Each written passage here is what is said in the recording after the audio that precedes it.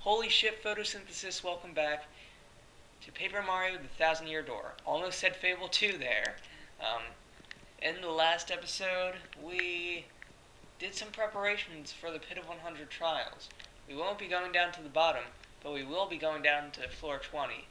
This will be speeded up to 4 times, so here we go. Okay, I know I said I was going to talk about, said there was going to be music here, but before we start with the music, I'd like to ask you guys something. Do any of you have a book that you think is just so mind-bogglingly stupid that it should just be destroyed and the author should be punished for all eternity in hell? I do myself. I have to read it for summer for my geometry course coming up next year. It's called Flatland, A Romance of Many Dimensions. There are many physics things that are just wrong with it. I found a few grammar errors. And you guys tell me, does anyone talk like this? I'm reading from page 53, the beginning of chapter 8, the first paragraph. I do not, of course, mean that there are not battles, conspiracies, tumults, factions, and those other phenomena which are supposed to make history interesting, nor would I deny that strange mixture of problems of life and the problems of mathematics continually inducing conjecture and giving the opportunity of immediate verification imparts to our existence a zest which you Spaceland can hardly comprehend. That is all one sentence, I tell you, and I believe somewhere... Aha. It has a semicolon here when it should be a comma, because it says interesting, semicolon, nor. Semicolons are used practically to get rid of a conjunction. Let's say you want to join two thoughts without using comma, then a conjunction. You'd put comma, then your other thought. If you were to put a semicolon here, it would be, I would not deny that the strange mixture, but here it says, nor would I deny after a semicolon. That's just wrong grammar. I believe there's also another thing somewhere else, right at the end of a chapter. I'll find it. Give me a second. I believe it. No, that's where I am.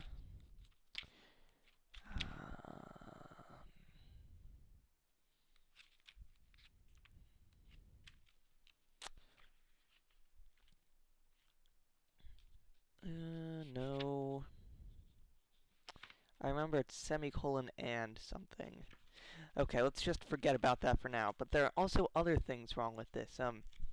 Like, he says that they can there's one person in the past who used color coding to tell people apart. Like, he'd paint them different colors. But this is a two-dimensional world that they live in. If you were going to paint someone, that means you are going to put a layer on them, which is only a privilege that we have in the third dimension. And even if you could have layers in that dimension, there's still a problem with that. In two dimensions, you have no light source whatsoever. So you can't even interpret colors. So I don't know. It's just me. It's a bit stupid. I believe there's other stuff. I can't really look for it. I had a bunch of complaints yesterday, I can tell you. It's a really shitty book.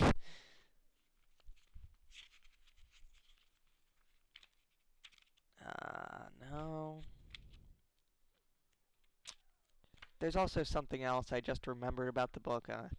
He keeps on putting the reader down, practically saying that he's stupid, telling you all this stuff in just a fancier... he says stuff in a fancy way. He doesn't say that you're stupid. He says, for my for my more uneducated readers, how about I tell you this way? It's so stupid. It really makes me feel dumb the way he's saying it. It's just, ugh. I know I'm ranting too much about this, so here you are. Here is your music.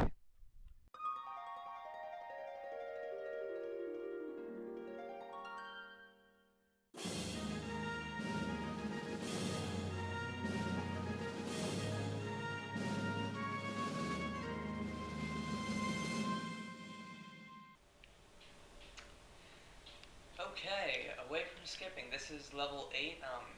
This is actually, it randomizes with this guy. This guy can be on any level, and he will give you the option to skip not 1, but either 2, not 3, not 4, or 5. You can skip 2 or 5 spaces with 2 or 5 floors with this guy. Go 2 down. I am at floor 8, so I do want to take 2 down. It's 10 for, as you can see, 10 for 2 levels, 30 for 5 levels, and 10 to go to the entrance. So I will go down 2 floors. I hope it doesn't put me at floor 11. Like, oh, you skipped 2 floors. Okay, good. Okay, at floor 10 there's a sleepy stomp. Let's just make sure this is floor 10. And now, back to the music and the sped up portion. Okay, I know I had a rant a few seconds ago, but I found something else on the back here as well. It says, but when A square dares to speak openly of a third or even a fourth dimension, his tragic fate climaxes a brilliant parody of Victorian society. The fourth dimension is change of third or second dimension over time. He lives in the fourth dimension. There's no avoiding that. It's impossible. It's like saying that the fourth dimension is one more step added onto the third dimension. Like, first dimension is a line, second dimension is length width, third dimension is length width depth, and it's like saying the fourth dimension was length width depth Taragada.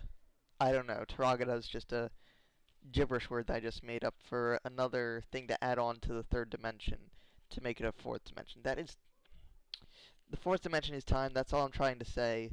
So yeah, the critic who put this thing on the back is very stupid. So is the author. Okay, thanks for listening to my rant, and here's your music.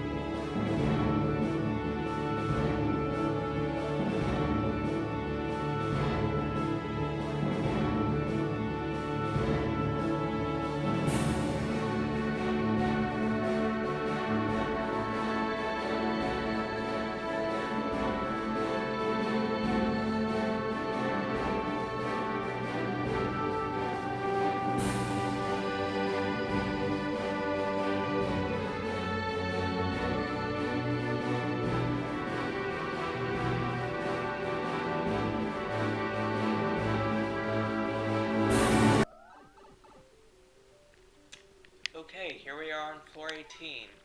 There's a beaten up toad lying on the ground. We cannot help him yet until we beat this pokey. This is going to be fun. This is actually going to be a normal time battle, and of course it's going to be foursome.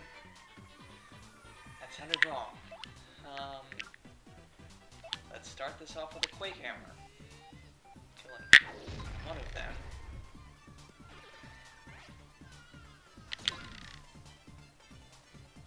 That doesn't kill any of them. Let's do a Power Shell. Okay, and damn it. It killed him. And we get a level up out of this as well. Level up. Now, which box of jizz shall we choose? Wait. Shall is the correct word, you know. We want to choose FP because this is going to go with our cycle. It maxes out our HP and FP, and all in all, that was actually pretty good timing that I got this. Oh no, don't disappear. Okay, that heart can disappear. I don't give a crap about it. Huh? What? Who are you? Wah! Whoa! Did you come here just to save me? Really? Pine Tea Jr.? Wow, good. I have to get back alive. Show me the way out. So this guy won't fight for you. He'll just stand in the background as you fight, which gets really bothersome. Oh crap. No. Oh wait, back to the music. Oops, forgot.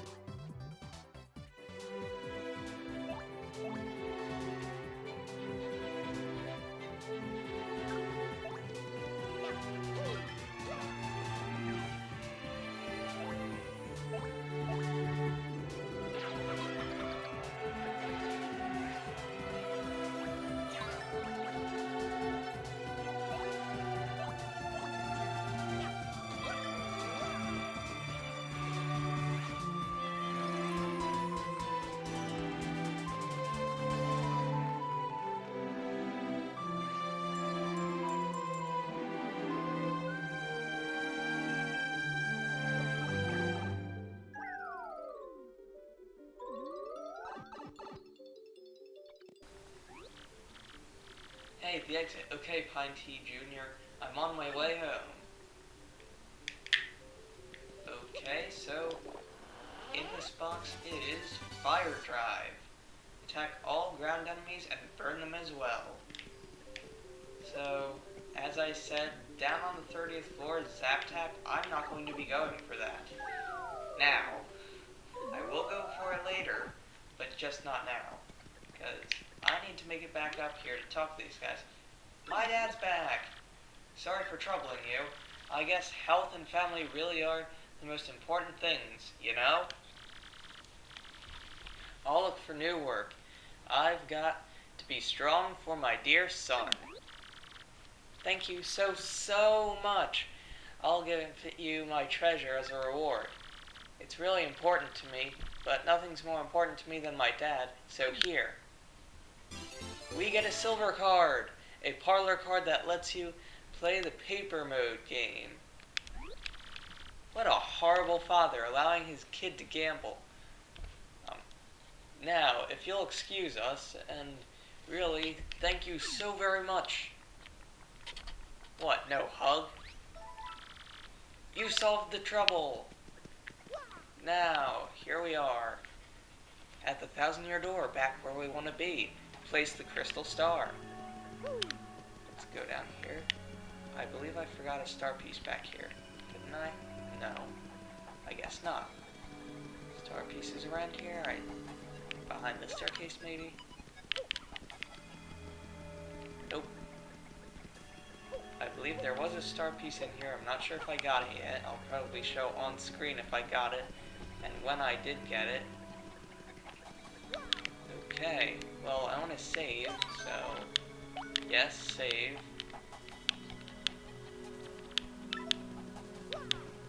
Your progress was saved, and here we go. Here we go. Onto the pedestal I go. Go for it, Mario. Break out that crystal star.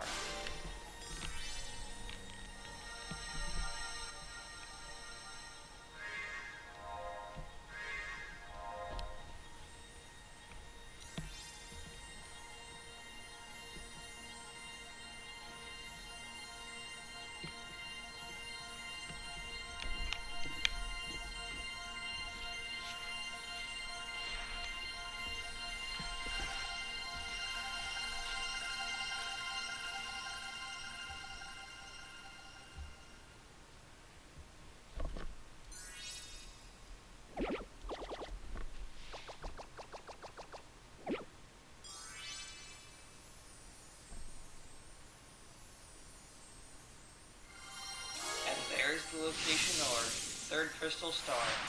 I believe it is the bronze star. Something like that. The location of the crystal star has been added on your magical map.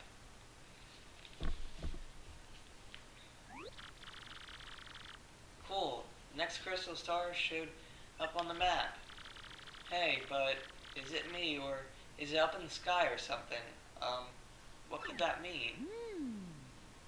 It means we're going to be doing my favorite chapter in the entire game pretty soon.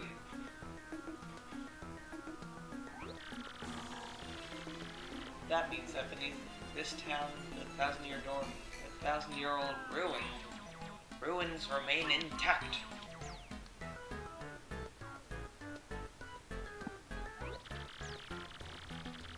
And that door has been sealed shut for 1,000 years by the crystal stars. In order to open the seal, we have to muster the power of all the crystal stars. But, why would they need to seal the treasure away in the first place? You think maybe they just wanted to protect it from thieves and robbers? No, that's not. That's not what? I don't know!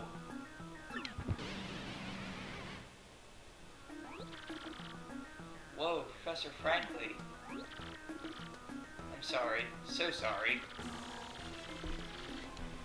I know that the treasure was sealed away around the time the town was destroyed, but the problem is, no one's even sure what it is that caused the town's demise. All that's written is this: darkness stole the sky and the cataclysm rained down. I must research this more, assuming we'll just make it in, well, you know, the saying. Oh yeah, right. Anyway, what about the next crystal star? It looks like it's floating on the map. Very interesting. Perhaps it's pointing to the floating town of Glitzville. There's a stunning arena there where great warriors engage in furious battles. Ostensibly, families go there on vacation to lounge and enjoy the fights, but behind the scenes, the richest people in the world wager on the bouts. If that's a floating city in the sky, how the heck are we supposed to how are we supposed to get there? How the heck are we supposed to get there? A special blimp flies there. It departs from Rogueport several times a day. The problem is getting a seat. The only way to get a ticket is through certain channels. Well, that doesn't sound hard. Anyone that can use these quote-unquote channels, right? Right? I don't know, but I guess we don't have much choice.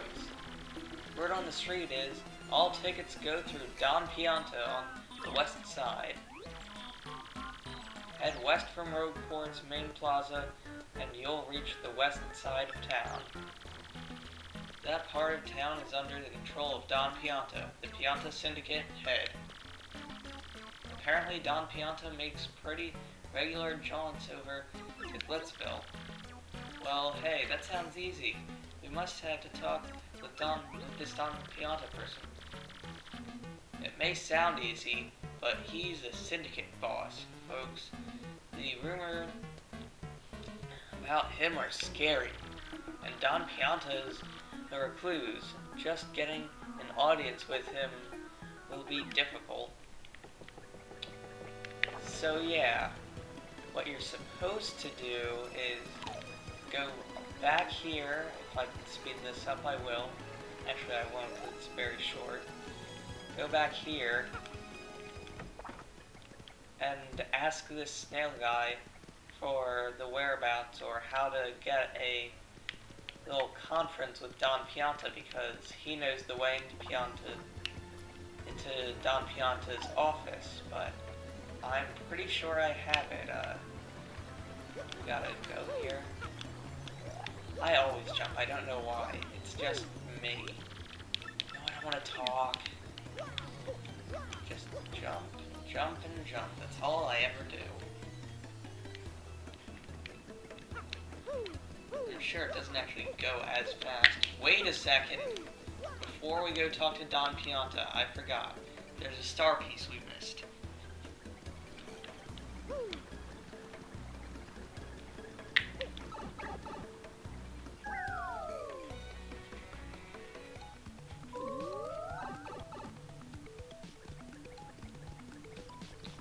Right down here. There we go. There's that star piece. Now me at Don Pianta's parlor shop. Okay, here is Don Pianta's parlor shop, as I'll call it, because it's actually just the shop on the west side. What you need to do, I believe, is get a dried shroom. Yes.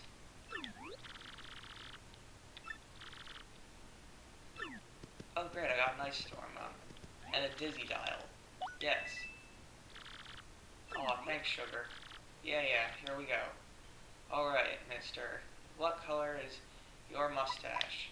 Yellow. Oops. What's wrong with me? That wasn't the right question at all. Let's try this again. Ahem. Okay, mister. What's your favorite color? Yellow. Uh-huh. Well, you checked out. You know the password. So, you must be an acquaintance of Don Pianta. Good for you.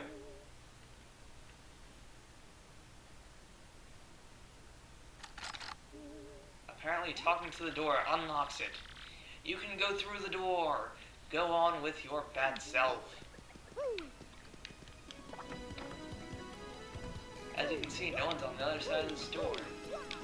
So apparently ghosts can talk to doors and they will unlock. I don't know why the answer was yellow and not orange, because this guy is obviously orange. What's with wise guys? You ain't too jolly today. If you got a beef, spit it out. Quick or this is gonna hurt. Excuse me? You want me to give you a ticket to the blimp? See now, to me, that's funny. You a stand-up comedian? No, you ought to be. You got some nerve asking me for that. I'm Don Pianta. I make crying babies weep. You want I should run this bum out on the rail, boss. Look at him. What a rube. Rube. I didn't see what that last word was. You must like pain, funny guy. You just looking for trouble, what? Not so fast, boys. I like this kid's gumption.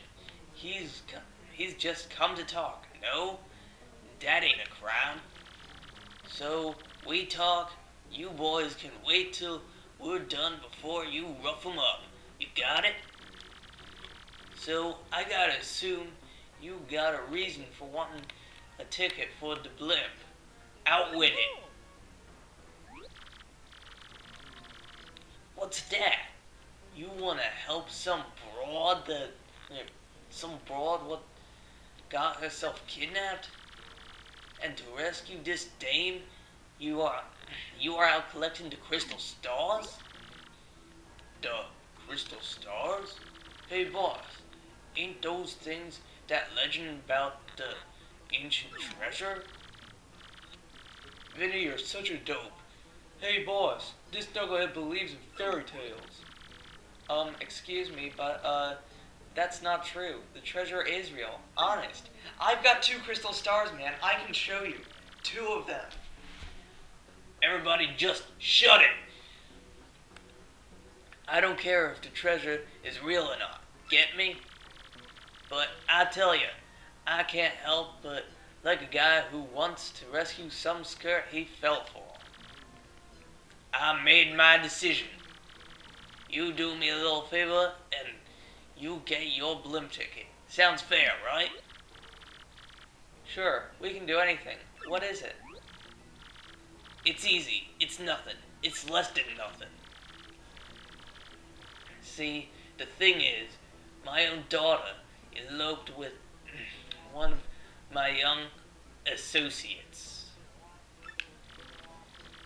They vanished, but it wasn't too long ago that they did. They ought to still be nearby. You gotta find my daughter, Francesca, and this Frankie, and bring them both here. If you are unable to bring them here, then all you gotta do is tell me where they are. Then I shall settle this matter quickly and with what is known as extreme prejudice. Boss, we don't know nothing about this guy. You can't rely on some goofball for this job. Yeah, boss, Vinny's right.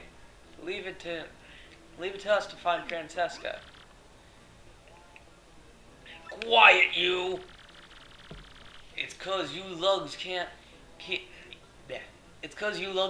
find her that I got swallow my pride and ask this guy.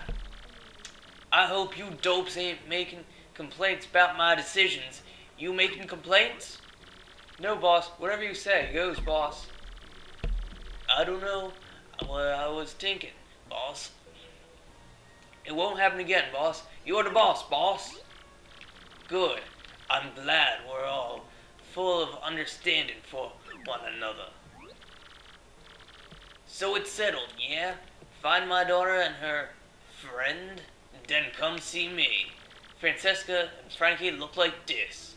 A yellow Pianta with a white polo shirt and a skirt, and a blue Pianta with sunglasses that are square and has a green skirt and a white lab coat and red tie and white button-up shirt underneath that lab coat. And just so we're clear here, if you don't find my daughter, your luck may turn terrible. I don't know why I went into full description of those guys. Well, I think this is it for an episode. We didn't put the crystal star in its place.